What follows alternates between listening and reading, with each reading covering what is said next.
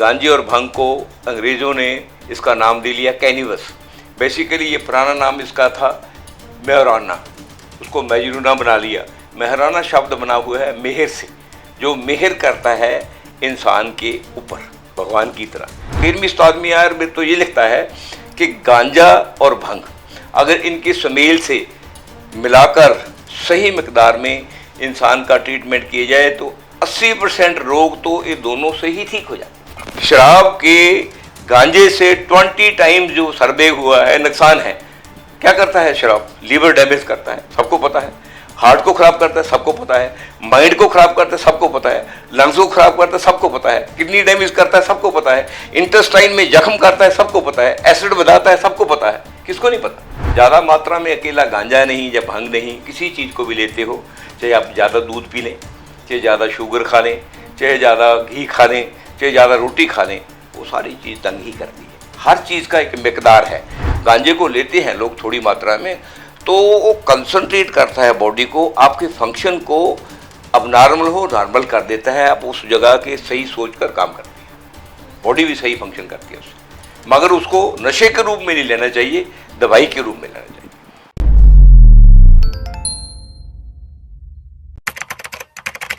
नमस्कार, D5 channel Hindi देख रहे सभी दर्शकों का मैं विभोर स्वागत करता हूं। आज मैं आया हुआ हूं fun villa doctor Joginder Tiger ji के पास। डॉक्टर जोगिंदर टाइगर विश्व प्रसिद्ध डॉक्टर है और इनकी हर्बल मेडिसिन पे किया हुआ काम भी विश्व प्रसिद्ध है। डॉक्टर जोगिंदर टाइगर जी के साथ आज हम गांजा और भांग के ऊपर बात करेंगे। डॉक्टर जोगिंदर टाइगर जी, आपका बहुत बहुत स्वागत है D5 चैनल हिंदी में। थैंक यू जी, थैंक यू वेरी मच।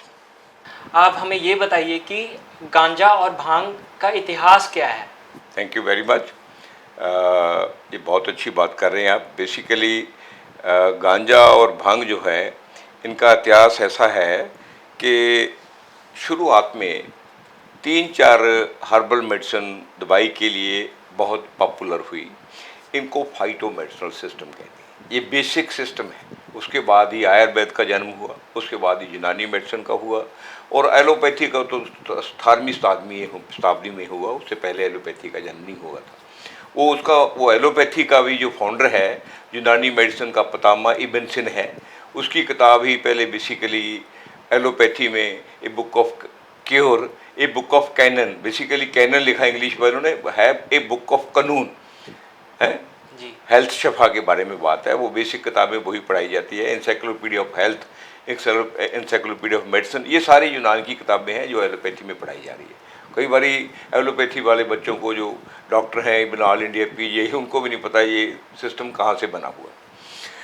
जो जहाँ गांजे और भांग की बात है, दुनिया में 3 पहले फाइटो मेडिसिन में 4 जो पॉपुलर जो जड़ी बूटी हैं, उनमें से सबसे बेस है दब ग्रास, जिसे दुब ग्रास भी बोलते हैं। शादियों विवाहों में लोग देते हैं, उसके गुणों के कारण ही देते हैं। उसके बाद फिर आती है अफीम, गांजा, भंग, और उसके बाद सोम लता, और उसके बाद फिर आता है विशाखा, फिर आता है अदरक। ये 7-8 जो मेन जड़ी बूटी हैं जो हेल्थ के लिए बहुत ही यूज़फुल हैं, उनमें से एक गांजा और भंग है। गांजा और भंग को जब हम देखेंगे, इसका इतिहास अरब से, पर्शिया से भी शुरू होता है और इंडिया से भी, क्योंकि अरब और पर्शिया पहले एक ही हैं, दोनों एशिया में थे। ये तो अभी हम लोगों ने अंग्रेज़ों के आने के बाद इनमें बॉर्डर बना लिए। पहले ईरान, इराक और इंडिया में कोई फ़र्क नहीं था। दोनों कंट्री के जो लोग एक दूसरे के साथ बैठते थे, इकट्ठे एजुकेशन लेते थे। इसका अगर देखना है तो तक्षशिला यूनिवर्सिटी का हमें इतिहास पढ़ना पड़ेगा। वहाँ अरब के लोग भी आते थे, इंडिया के भी आते थे। वो तक्षशिला इंडिया में ही पढ़ता था। आजकल जहाँ पाकिस्तान की कैपिटल है, तक्षशिला उसे कहते हैं, इस्लामाबाद के पास है। जब इनका इतिहास देखते हैं तो इनका इतिहास 3500 साल पुराना हमें रिटर्न मिलता है। उससे पहले कोई इतिहास रिटर्न नहीं है। इसका सबसे ज़्यादा अच्छा जो पढ़ना हो तो इसके बारे में सोशल सम्मत में भी है, इब्न सिना का काम भी है, अल हयात का भी है, अल राजी का भी है। अल हयात की 25 किताबें हैं, बहुत बड़ी किताबें हैं। अल किंडी की 27 किताबें हैं। इब्न सीना का तो बहुत बड़ा काम है, उसका 250 काम वर्क है, उसका encyclopedia of health, encyclopedia of medicine, a book of canon, a book of care, और कितनी उसकी किताबें हैं आप सोच भी नहीं सकते। अभी 250 वर्क उसके अब भी जीता है, हालांकि इराक को बर्बाद कर दिया गया है, उसकी किताबें अभी भी इतनी हैं जो बेसिक है। उसमें गांजे और अफीम का, गांजे का, भंग का, अदरक का, सोमा का, सारे लोगों का आयुर्वेद में भी उसमें भी जिक्र है। वो लोग गांजे से और भंग से, गांजे और भंग को अंग्रेज़ों ने इसका नाम दे लिया कैनिवस। बेसिकली ये पुराना नाम इसका था मेहराना, उसको मेजरूना बना लिया। मेहराना शब्द बना हुआ है मेहर से, जो मेहर करता है इंसान के ऊपर भगवान की तरह। ये बहुत बड़ा नाम है, वो इसलिए नाम दिया हुआ था, ये बाकी मेहर करता है। मेहर कैसे करता है? आदमी को पागलपन की बीमारी हो जाए, डिप्रेशन की हो जाए, सप्रेशन की हो जाए, बदहजमी की हो जाए, पेट अपसेट हो जाए, और जोड़ों का दर्द हो जाए, और री का दर्द हो जाए। री का दर्द इसको साइड का पेन बोलते हैं आजकल। ये सारे दवाइयों में वहाँ यूज़ किया जाता था। ये अकेले पर्शिया में नहीं, एशिया में नहीं, अरब में नहीं, हिंदुस्तान में भी नहीं, ये पूरे इस क्षेत्रफल में पूरा मिस्र से लेकर श्रीलंका तक इसका यूज़ किया जाता था। और उसके बाद इसकी हमारे जो अथर्ववेद है उसमें मेन अथर्ववेद में 52 जड़ी बूटियों का जिक्र चलता है। उनमें से 5 जो है खास जड़ी बूटियाँ हैं। 5 खास जड़ी बूटियों में से एक सोमा है, अफीम है, ये दूसरी तरफ गांजा और भंग है। ये मेन जड़ी बूटियों में से आती है, जिनमें से एक विशाखा भी है। ये 5 जड़ी बूटियों में से इनका एक नाम है। इनसे सारा इलाज करता था, आयुर्वेद में भी चलता था। उसके बाद इसको सोशल सम्मत में जब पढ़ेंगे वो सारा इसके बारे में जिक्र है कि कैसे इसको खांसी का ट्रीटमेंट किया जाता था, कैसे एपिलेप्सी का किया जाता था, कैसे डिप्रेशन का किया जाता था, कैसे सप्रेशन का किया जाता था, कैसे जॉइंट पेन का किया जाता था, मगर सारा जिक्र है। उसके बाद फिर आयुर्वेद में इसका जिक्र है। 13वीं शताब्दी में आयुर्वेद तो ये लिखता है कि गांजा और भंग अगर इनके सुमेल से मिलाकर सही मकदार में इंसान का ट्रीटमेंट किया जाए तो 80% रोग तो ये दोनों से ही ठीक हो जाते हैं। मगर मेरे कहने का मतलब ये बहुत ही मुफीद और कारगर दवाई थी, जिसको नशे के रूप में लोग फिर यूज़ करने लगे। ज़्यादा नहीं, मगर गांजा इतने नुकसान भी नहीं करता था। इसका हुआ क्या, इसका इतिहास थोड़ा देखने वाला है।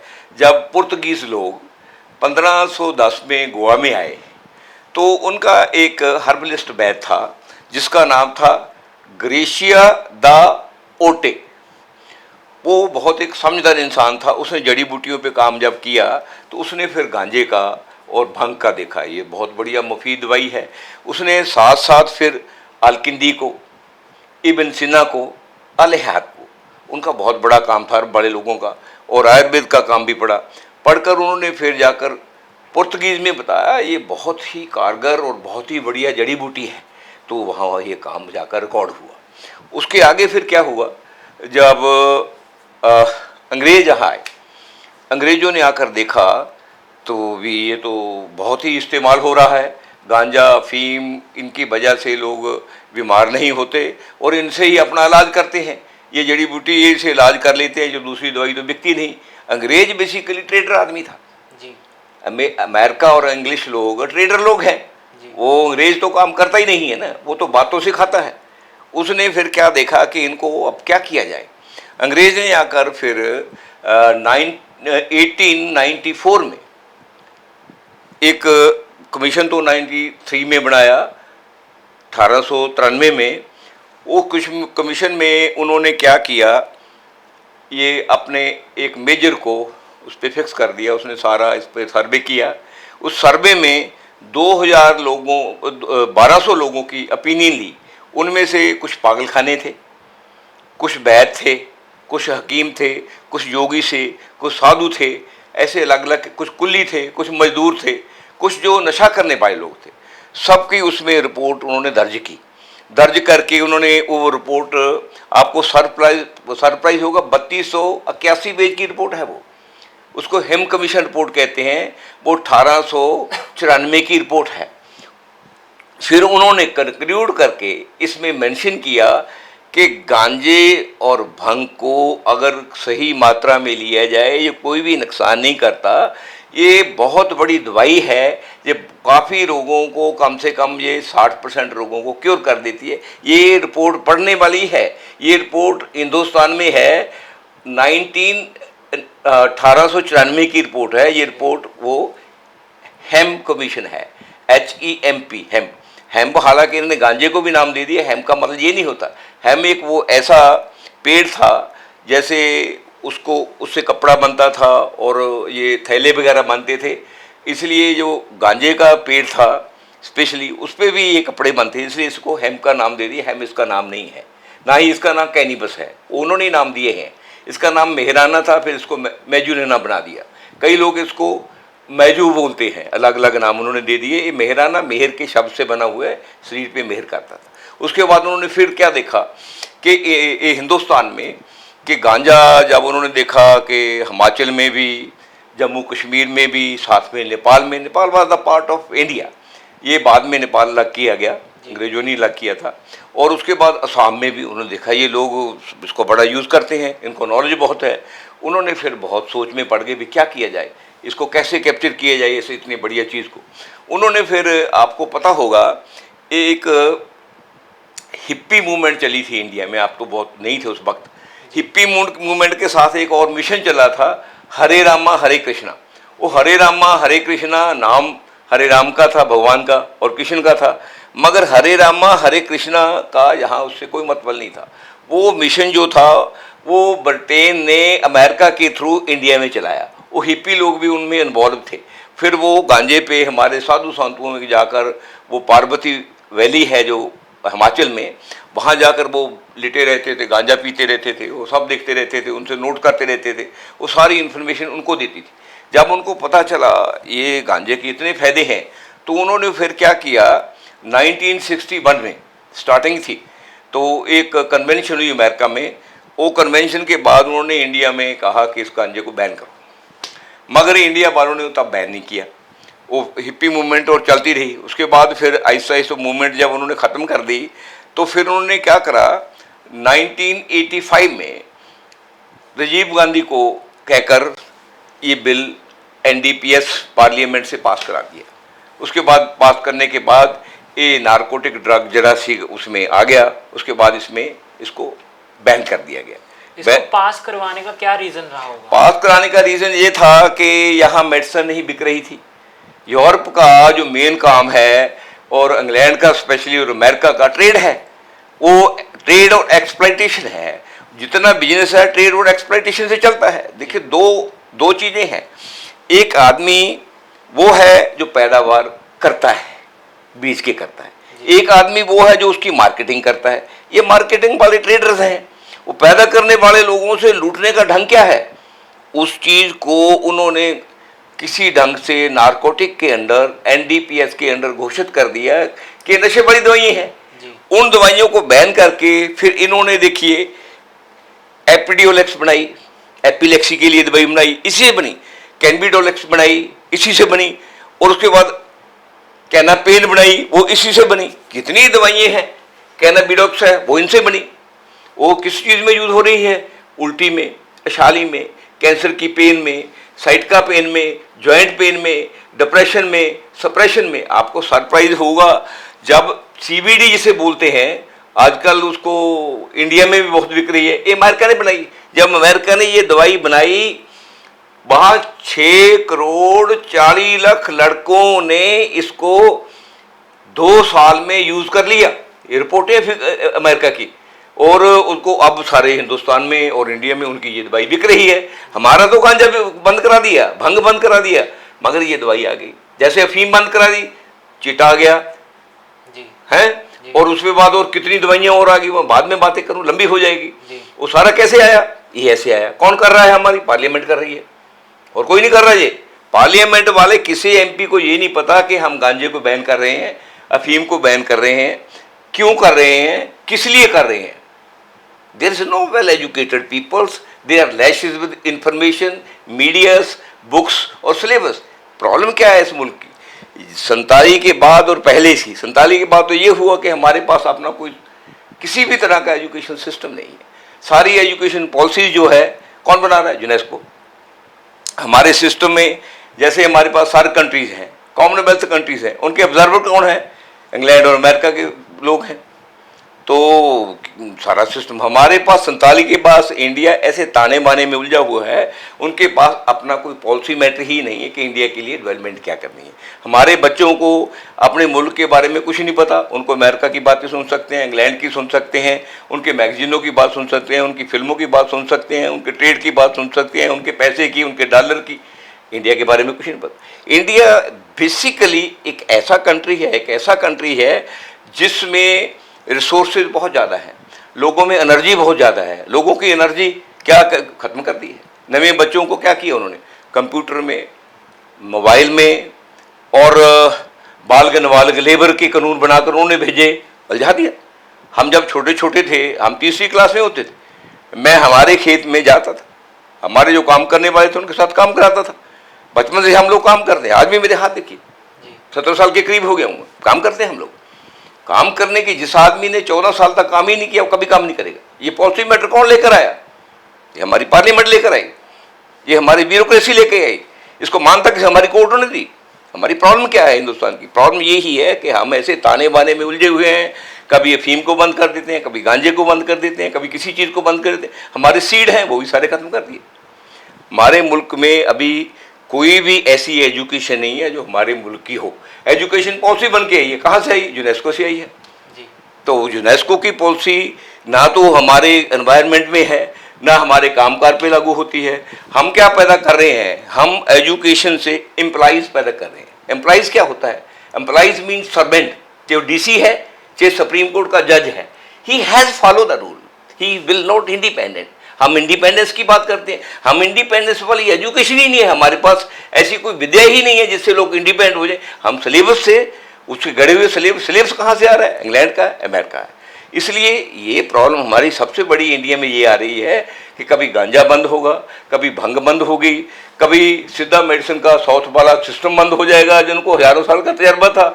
मेरे को डर ये है कि हमारे कोई कोर्ट वाला कोई ऐसा लॉ ना पैदा कर दे कि घरों में रोटी नहीं पकाई जाएगी, पहले हाउस होल्ड पढ़ के आओ। किसानों को बंद ना कर दे, पहले एग्रीकल्चर यूनिवर्सिटी में आप एग्रीकल्चर करना सीख के आओ। ये समस्या आ रही है अब फ्यूचर में। समस्या ये इसलिए गांजे की और भंग की नहीं है, समस्या एक सिस्टम को खत्म करने की है और ट्रेड की है। ट्रेड क्या है? एक लोग पैदा करने वाले हैं, दूसरे लोग उसको गुमराह करने वाले हैं। पैदा करने वाली लोगों की चीज़ों को नशा कहा जा रहा है, और जो उनको तैयार करके बेच रहे हैं उनको दवाइयों कहा जा रहा है। फर्क यही है, नाम का फर्क है और कुछ नहीं है। इसलिए जो गांजा है, अफीम है, या कोई और चीज़ें हैं, अब देखिए शराब है, शराब के गांजे से 20 टाइम्स जो सर्वे हुआ है नुकसान है। क्या करता है शराब? लीवर डैमेज करता है, सबको पता है। हार्ट को खराब करता है, सबको पता है। माइंड को खराब करता है, सबको पता है। लंग्स को खराब करता है, सबको पता है। किडनी डैमेज करता है, सबको पता है। इंटेस्टाइन में जख्म करता है, सबको पता है। एसिड बनाता है, सबको पता है। किसको नहीं पता? ज्वाइंट पेन करता है, किसको नहीं पता? शराब को क्यों मानता दे रहे हैं? एक छोटा सा कंट्री है, वो शराब पैदा कर रहा है। हमारी लोकल शराब भी खत्म कर दिया। अब एयरपोर्ट पे जाएंगे, बड़ी जगह पे जाएंगे, क्या है? Scotch scotch scotch. तो ऐसे ही देखते रहना फ्यूचर में। अगर हमारी पार्लियामेंट ने और पब्लिक ने ऐसे लोग चुनकर पार्लियामेंट में ना भेजें जो इस मुल्क के बारे में सोचें, तो ये मुल्क ये कल गांजे की बात नहीं है, इनमें बहुत चीज़ें अभी और बैन। गांजे और भांग में क्या अंतर है? गांजे और भांग में बहुत फ़र्क है। बेसिकली क्या है, एक ही चीज़ बना देते हैं। दोनों को कैनविस कहते हैं, जहाँ मैजुरिना कहते हैं। वो कई बार कहते हैं कैनविस से जो पैदा होता है नशा उसको मैजुरिना है। ऐसा कुछ नहीं है। बेसिकली जो कैनवस है वो सीधे रूप में पत्ते हैं उसके, उसको गांजा बोलते हैं। वो पत्तों को प्रेस करके उनको तम्बाकू में, अकेला नहीं पिया जा सकता, तम्बाकू में लाकर हाफ वो हाफ चिलम से पीते हैं। जो भंग है उसको रगड़कर उसके पत्तों को धोकर भी पीते हैं। उससे चरस भी बनती है, उससे सल्फा भी बनता है एक ही फैमिली के, मगर दोनों थोड़े थोड़े अलग हैं। इसलिए गांजा और उसमें भंग में ये फ़र्क है। एक को कैनविस कहते हैं, इसको मैजुरिना, एक को मैजुरिना कहते हैं। मगर आप पढ़ेंगे अंग्रेजी में, अंग्रेजी वालों ने एक नाम दे दिया क्योंकि उनको पता ही नहीं है कि अंग्रेजी भाषा तो कल जन्म लिया उसने। वो कल जर्मन में उन्होंने, अरबों वालों ने अंग्रेजी को डेवलप किया था 7वीं शताब्दी और 14वीं शताब्दी तक। उसके बाद उसमें एडिशन होता रहा, उनका बेसिक है ही नहीं। आजकल इंग्लिश का आप एटमोलॉजी भी पढ़ेंगे, कभी ग्रीक लैंग्वेज है, कहीं लैटिन लैंग्वेज लिखा है, ग्रीक और लैटिन कहीं बोली भी नहीं जाती। सारी सिस्टम ही हमारे पास वही थोपा जा रहा है, इसलिए कि हम लोग किसी चीज़ को जान ना जाएं, वो हमें सिलेबस के बहाने वो चीज़ें पढ़ाई जा रही है। हमारे पास ना तो अपना सिलेबस है, ना कि मुल्क की कोई पॉलिसी है, इसलिए सारे मुल्क के बच्चे फ्रस्ट्रेट हैं। कभी वो कनाडा में, कभी वो न्यूजीलैंड में, कभी वो अमेरिका में रोजगार क्यों ढूंढ रहे हैं? हमारे पास रोजगार के बहुत सोर्सेज हैं, हमारे लोग सोचते नहीं। ये जो भी लीडर आता है वो ऐसी बातें करके चला जाता है, तो मुल्क बर्बाद हो रहा है। इसलिए गांजे की बात नहीं, ना भंग की बात नहीं, अफीम की बात नहीं, बेसिकली इस मुल्क के बारे कोई भी ऐसा नहीं सोचता। ये हमारे बच्चे हैं या हमारे सिटीजन हैं। अगर सोचेंगे, ये सोचेंगे यहाँ हिंदू हैं, मुसलमान हैं, ईसाई हैं, यहूदी हैं, इस धर्म के लोग हैं, यहाँ के सिटीजन का तो नाम ही नहीं लेता कोई। जब तक हम ये नहीं सोचेंगे हम इस मुल्क के सिटीजन हैं, तब तक इस मुल्क में कुछ भी नहीं होगा। गांजे और भांग के क्या क्या फायदे हैं और किन किन बीमारियों में से लेना चाहिए और कितनी मात्रा में लेना चाहिए? हाँ, गांजा और भांग ऐसा है, अगर किसी को सप्रेशन है, डिप्रेशन है, भूख नहीं लगती, उल्टी आती है, पेट खराब रहता है, जॉइंट पेन होती है, साइड का पेन जिसको री का पेन कहते हैं, नींद नहीं आती, इन सारे रोगों में ये बहुत ही बढ़िया काम करता है। मगर इसकी मात्रा जो है बहुत थोड़ी कम लेनी चाहिए। अगर इसको हम ज़्यादा मात्रा में लेते हैं तो इसका नशा हो जाता है। ज़्यादा मात्रा में अकेला गांजा नहीं या भंग नहीं, किसी चीज़ को भी लेते हो, चाहे आप ज़्यादा दूध पी लें, चाहे ज़्यादा शुगर खा लें, चाहे ज़्यादा घी खा लें, चाहे ज़्यादा रोटी खा लें, वो सारी चीज़ तंग ही करती है। हर चीज़ का एक मिकदार है। हमें ये बात समझाने की जगह कि किसी चीज़ को स्कूलों में, कॉलेजों में, ये एजुकेशन का सिस्टम का पार्ट होना चाहिए। ये चीज़ें सिस्टम में क्या चाहिए हमें, हमारे मुल्क की जोग्राफ़ी, टोपोग्राफी, उसके मुताबिक कहाँ चीज़ें पैदा होती है, उन चीज़ों का क्या फ़ायदा है, फोना फ्लोरा यहाँ का क्या है, उसके मुताबिक हमें कोई स्टडी ही नहीं। ना यहाँ के फोने के बारे में, यहाँ फ्लोरे के बारे में अब पढ़ेंगे ही, इसका लैटिन नाम क्या है, इसका बोटैनिकल नाम क्या है, उलझा दे रहे हैं। लैटिन बोटैनिकल नाम तो बाद की बात है, आपको अपना जियोग्राफिकल और टोपोग्राफिकल नाम ही नहीं पता, लैटिन नाम को पता करके क्या करेंगे? क्योंकि जियोग्राफिकल और टोपोग्राफिकल नाम हमारे जो पुश्तों से बुजुर्ग चले आ रहे हैं उनको पता है। अगर उस नाम में बात करेंगे वो आपको बता देंगे। जैसे एलोवेरा एलोवेरा कहने लगे, मैं एक दिन जब नया पाप के मेरी माँ को बोला कि एलोवेरा, मेरे को माँ कहने लगी वो क्या होता बेटा? मैं उसको उसका फट्टा तोड़ा, माँ जी कहती पुत की कुआर कह तू कुआर गंदल कह ले, ਉਹਦੇ बारे मेरी माँ ने किताब चो ना कुछ नहीं मैंने दसता। समझा नहीं बात? जैसे हम क्या करते हैं, औला है उसको इंडियन गूजबेरी कहेंगे, पुराने बुजुर्ग भूल जाएंगे। इसलिए हम जो लैटिन या दूसरे नाम उठाकर ला रहे हैं या बोटैनिकल नाम उठाकर ले रहे हैं, ये एजुकेशन नहीं है, ये एक्सप्लॉइटेशन है। हमें हमारे जियोग्राफिकल टोपोग्राफिकल नामों का पता होना चाहिए, स्टडी इसकी होनी चाहिए। ये बोटैनिकल, ये जियोग्राफिकल, ये फ्लानिकल, ये लैटिन लूटर नामों की नहीं होनी चाहिए। ये लैटिन लूटर नाम सब यूनेस्को बनाकर भेज रही है, या हमारे सार्क कंट्री से बनकर आ रहे हैं। सार्क कंट्री कौन है? यूनियन है हमारे 7 कंट्री की। किसकी है?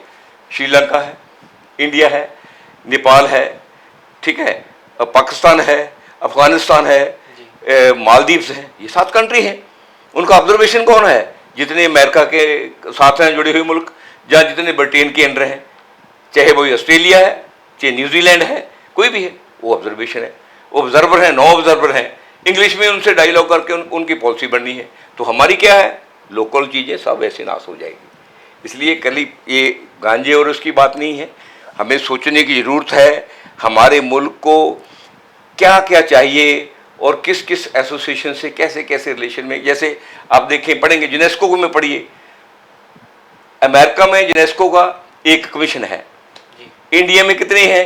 27 परमानेंट कमीशन है, 19 एडहॉक हैं। हैरान होंगे आप, इंग्लैंड में है ही नहीं कोई, उन्होंने यूनेस्को बनाया हुआ है। ये बहुत अजीब बातें हैं, बहुत सोचने वाली बातें हैं, पढ़ते नहीं हैं हम लोग। किताबें उठाकर बच्चों को किताबें पढ़ा रहे हैं कॉलेजों में, यूनिवर्सिटियों में। यहाँ मेरे ने एक सिंगल यूनिवर्सिटी कॉलेज नहीं देखा जिसमें मैं सोच सकूँगा इस मुल्क के काबिल है वो। गांजा और भांग को स्पिरिचुअलिटी के साथ जोड़ा जाता है, ऐसा क्यों है? ऐसा ये है कि इसमें एकाग्रता बहुत है, कंसंट्रेशन बहुत है। स्पिरिचुअल मीनिंग क्या है? स्पिरिचुअल मीनिंग क्या है? स्पिरिचुअल मीनिंग क्या है? कंसंट्रेट करना किसी चीज़ में, आदमी में ठहराना, एकाग्रता आनी, जब इसको लेते हैं एकाग्र हो जाता आदमी अपनी इधर उधर की, क्योंकि हार्ट की थिंकिंग और है, माइंड की थिंकिंग और है, आदमी इसलिए भटकन में रहता है। जब दोनों की थिंकिंग एक होता है उसको स्पिरिचुअल कहते हैं। ये क्या करता है, हार्ट और माइंड का रिदम बना देता है, एक जगह आ जाता है, वो माइंड इधर उधर भटकता नहीं, स्पिरिचुअल। मेडिटेशन करते वक्त इसे लेते हैं और कहा जाता है कि कहीं ना कहीं आपका ब्रेन में इसका कोई साइड इफेक्ट भी होता है। अगर थोड़ी मात्रा में किसी चीज़ को लेंगे साइड इफेक्ट नहीं होगा। ज़्यादा मात्रा में, मैं आपको पहले भी कहा है, घी भी खा लें, आप चीनी भी खा लें, गुड़ भी खा लें, मिठाई भी खा लें, मीठा भी खा लें, शराब भी पी लें, कोई चीज़ ले लें ज़्यादा मात्रा में खराब करेगी। ये तो गांजे को ज़्यादा कहकर बंद करने के लिए और फीम को बदनाम किया जा रहा है, और कोई बात नहीं है। अगर किसी को इसकी लत लग गई हो तो वो कैसे छोड़ सकता है इसे? लत तो किसी चीज़ की भी लग जाए उसको छुड़ाना मुश्किल हो जाता है। उसके लिए आदमी को खुद को ही एफर्ट्स करनी पड़ती है। किसी चीज़ की लत लग जाए, चाहे झूठ बोलने की लग जाए, चाहे रंडीबाजी की लग जाए, चाहे वारागिर्दी की लग जाए, चाहे झूठ बोलने की लग जाए, चाहे रिश्वत लेने की लग जाए। इस मुल्क में रिश्वत लेने की लत लगी है, सारी जगह लिखा है रिश्वत ना लो, कौन हटा लेगा? हम गांजे की लत की बात करते हैं। आप पंच तत्वों से सारी शरीर की बीमारियों को ठीक करते हैं, तो क्या उसमें गांजे का भी प्रयोग किया जाता है? किया जा सकता है गांजे का प्रयोग, क्योंकि बेसिकली क्या है, जो नेचर है, व्हाट इज स्पिरिट? स्पिरिट क्या है? स्पिरिट क्या है? सांस का लेना और छोड़ना, स्पिरिट वही है, उसी में जीते हम। जो कुदरत है वो सांस उसमें जो आ रहा है, हमें उसमें सारी 5 किस्म की बाजू है। वो 5 किस्म की बाजू जो हमारे शरीर में है, एक अपान बाजू है, एक समान बाजू है, एक प्राण बाजू है, एक विधान बाजू है, ठीक है। ये सारी जो बाजू है ये 5 चीज़ों से ही रिलेटेड है। जैसे पृथ्वी है जी। अग्नि है, पानी है, हवा है और आसमान है। आसमान का क्या फंक्शन है? आसमान खाली जगह है, स्पेस होती है ना। पृथ्वी का क्या काम है किसी चीज़ के लिए? वो मटेरियल है। पानी का क्या काम है? उसको मूवमेंट में लाकर उसको चिकनाहट पैदा करनी है। हवा का क्या काम है? उसको चलाना है। अग्नि का क्या काम है? उसको पकाना है। इसलिए अलग अलग किस्म की बात है। गांजा भी यही काम करता है। जब उसको हम गांजे को लेते हैं लोग थोड़ी मात्रा में, तो वो कंसंट्रेट करता है बॉडी को, आपके फंक्शन को अब नॉर्मल हो नॉर्मल कर देता है। आप उस जगह के सही सोच कर काम करते हैं, बॉडी भी सही फंक्शन करती है उससे। मगर उसको नशे के रूप में नहीं लेना चाहिए, दवाई के रूप में लेना चाहिए।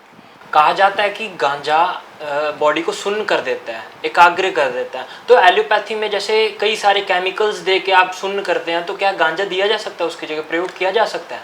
गांजे को अगर ज़्यादा मात्रा में देंगे तो नुकसान होता है। गांजे को सुन का काम नहीं करता। सुन के लिए हमारे पास और जड़ी बूटियाँ बहुत हैं। काला कबाड़ है। जैसे जब आप पढ़ेंगे, आप रामायण पढ़ेंगे ना, जब श्री रामचंद्र जी के भ्राता को, लक्ष्मण को मूर्छा आई, तो श्री रावण जी महाराज ने अपना राज्य का वेद सुषण को भेजा। श्री रावण बहुत बड़े आदमी थे, रामचंद्र जी से भी बड़े थे वो भेजकर वो सुषण ने देखा। सुषण ने फिर कहा, भाई आपके पास कौन इतना बड़ा आदमी है जो बहुत तेज जाकर सामान लेकर आए? उन्होंने बताया।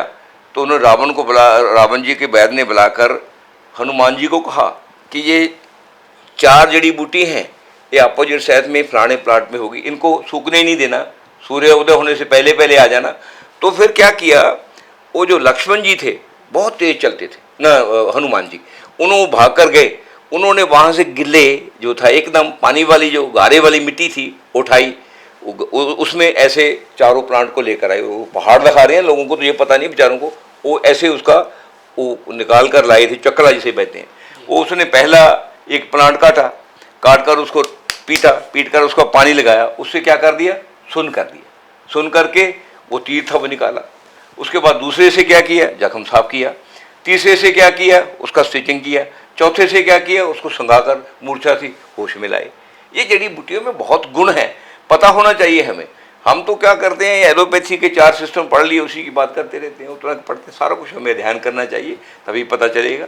नहीं तो हम ऐसे उलझ कर मर जाएंगे और एक दूसरे के साथ लड़ते रहेंगे, अपने सोर्सों को ख़त्म कर लेंगे। कई साइंटिस्ट ये भी कहते हैं कि गांजा और भांग लेने से आपकी सोचने की क्षमता कम हो जाती है, तो क्या ये सही है? बिल्कुल ही साइंटिस्टों को पता ही नहीं। किसी जो साइंटिस्ट कह रहा है उसको बताओ, उसने खाया कभी? उसने खाया कभी? एक गजल का शेर मैं आपको बता रहा हूं, ना तजुर्बाकारी से बाइज की ये बातें हैं, उस रंग को क्या जाने पूछो तो कभी पी है। जिस आदमी ने कोई चीज खाई पी नहीं वो क्या बात करेगा? साइंसदान बातें करने वाले लोग हैं, लैब में बैठकर बातें करने वाले लोग हैं। किसी साइंसदान को बोलो कि जब खेत में कोई चीज़ पैदा हो रही है उसको पैदा होती को देखो, उसको बीज कर देखो कि कैसे बीजी जा रही है, कैसे पैदा हो रही है, कैसे निकालते हैं उसे, कैसे उसकी प्रोडक्शन लेते हैं, उसके बाद वो तजर्बा करना उसको। डॉक्टर जोगिंदर टाइगर, आपने बहुत महत्वपूर्ण जानकारी दी, आप हमारे साथ जुड़े, आपका बहुत बहुत धन्यवाद। अगले एपिसोड में फिर मुलाकात होगी, तब तक के लिए नमस्कार।